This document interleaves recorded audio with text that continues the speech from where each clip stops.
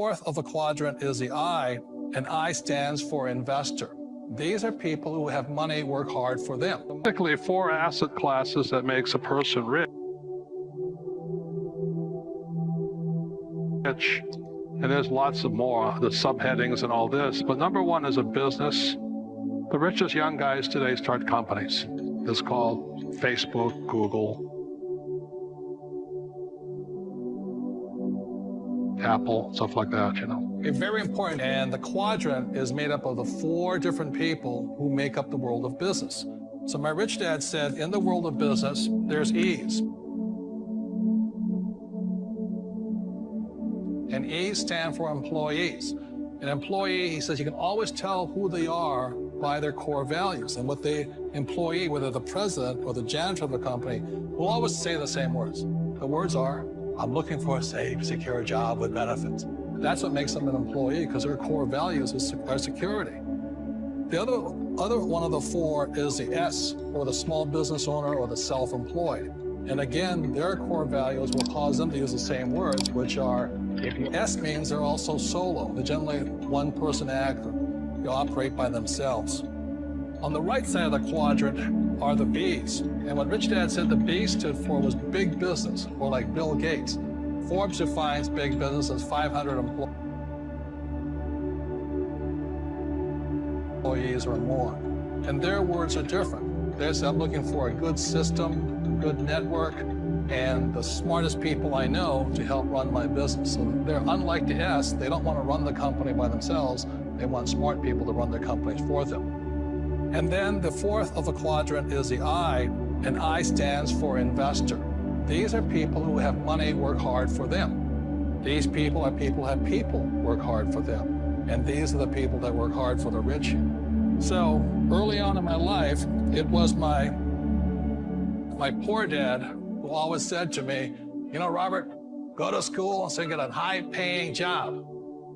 And so my poor dad's core value was to be an employee. He wanted job security, promotions, a steady paycheck, and all this. And so it was my rich dad who said to me, he says, you know, Robert, if you really want to be rich, learn to build businesses. It made more sense to him to work hard to build a business, something you owned and something you'd pass on for generation to generation to your kids. Whereas my poor dad said, work hard. But my rich dad said, why would you work hard for something you'll never own and you can get fired from right away? Again, that was the difference in values. So my rich dad suggested I learn how to be a business owner and learn how to be an investor. And that's one of the big differences. On this side of the quadrant, these people here work for security. They work for money also. On this side over here, their key value that they want is they want freedom. They don't want to have to work at a job anymore. They don't want to have to work for the rest of their lives. So the beauty of building a business and learning how to invest is very simply that this is passive income. You work hard for a few years, but possibly for the rest of your life, income keeps flowing to you. Number 2 is real estate. So what my rich dad taught me is a combination of being an entrepreneur in business and entrepreneur in real estate. It's that combination is I pay no tax. And I make a lot more money, okay? So a lot of guys say, well, I have a business. I say, well, how much real estate you got? Without real estate, you pay tax. That's the problem. You see, the beauty about real estate is you learn to use debt to get rich. I call other people's money. So when I hear poor people say to me, I don't have any money, I said, because you're an idiot, that's why. You're not supposed to use your money. You're supposed to use other people's money. But that's debt. I don't want to do that. And so they stay poor. The problem is most people don't start. And generally what they say is, I don't have the money and things like this. It's ridiculous. We didn't have money a day. And by the way, if you hear some earth-shaking news in the background and all that, it's because in that side of our building and that side of the building, they're tearing all those buildings down and putting up more. And real estate is booming. There's more money than ever before. There was a dinner last night and everybody was talking about how much money. And people are actually giving money back because they can't find people. much money. And the last is commodities. And, that's why I own oil. And as the price of oil goes down, people say, "Oh, you're losing money." I said, no, because in the US, if you deal in oil, you get tax breaks. I invest $1 million in oil, I get 800,000 back. So I get 80% return day one. So oil is very, very profitable. That's what, but I don't invest in oil stocks. Very different. Okay, so if oil goes to $20 a barrel, I'm still cash flow, I'm still making money.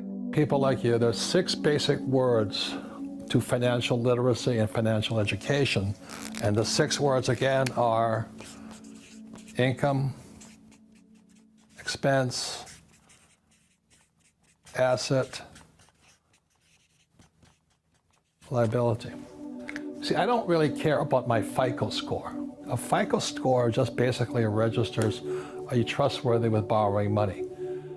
But a bank will never say, I borrow in the hundreds of millions of dollars. A FICO score not gonna get me there, okay? And so it's kind of a ruse. I mean, it's important, but not for me. So these are the 4 words, income, expense, asset, liability, and the last 2 words are the words cash flow. And that's why the game is called cash flow. And the secret to being rich is not a college education, but can you control cash flow? And this is what cash flowing looks like. So this here, you need this, income, expense, asset, liability.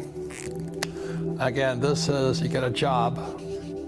And this was my poor dad, go to school, get a job, get your PhD. And so this here is cash flow. So the income comes in and it goes out this way. First line of expense is tax. So this is a poor person's cash flow pattern. It's not how much money you make.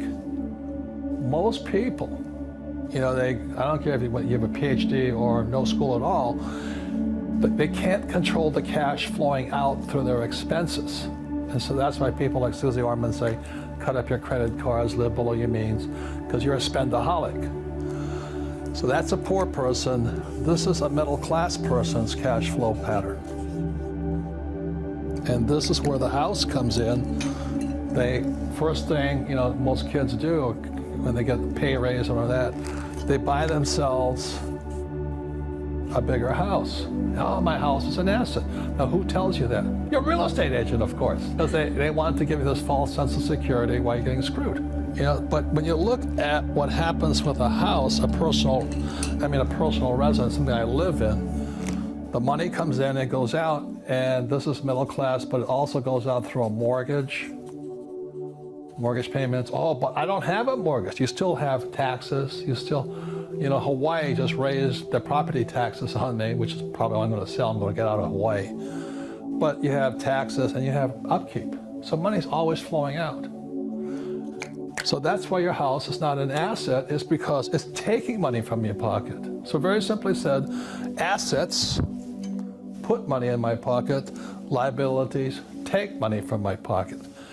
And then this here is, so I'm not saying don't buy a house, but here is a house that I've got. And I started when I was 25, bought my first house, and it was an apartment, it was an investment property. I didn't live in it, I rented it out, and it put money in my pocket. So very simple, the definition of asset and liability is not the house or this, it's cash flow. Where is the cash flowing? So as a young person, millennials, or if you're old, financial intelligence is the ability to control cash flow. And that's what they don't teach you at school. They tell you to go to school, get a job. First thing is tax. You'll pay, most of your money will go out through taxes in your lifetime. And then they tell you to buy a house and a car. A car is an asset. No, a car is a liability. You got insurance, gas, upkeep, and all this. Now, if you buy a taxi car, it could be an asset. It's cash flow. And that's very simply it. So this is a poor person. Money goes out. There's a lot. We just interviewed some National Football League players who make millions of dollars in their 20s, and most of them are broke in 2 years because they can't control cash flow. Intelligence, IQ, is can you control cash flow, not your college degree. College degrees are important, but they're not going to teach you this. So the cash flow game trains you over and over and over and over again to get your money in here to get cash flow this way. So I started with this. Cost me $18,000. I paid for the credit card and I put $25 in my pocket. Okay? It's an infinite return because the cash flow paid for the mortgage, it paid the expenses, pays the operating costs, and I still made $25. Kim's first deal was the same. Hers wasn't $18,000, it was $50,000, $45,000. And they put $25 in her pocket. But Kim now owns 6,500 rental properties, and she pays no tax because the income comes from here. If you have a job, you pay tax, but income, the rich get richer because when you have asset income, taxes are less. You can get it down to zero if you want. But that's financial intelligence, but can you control cash flow?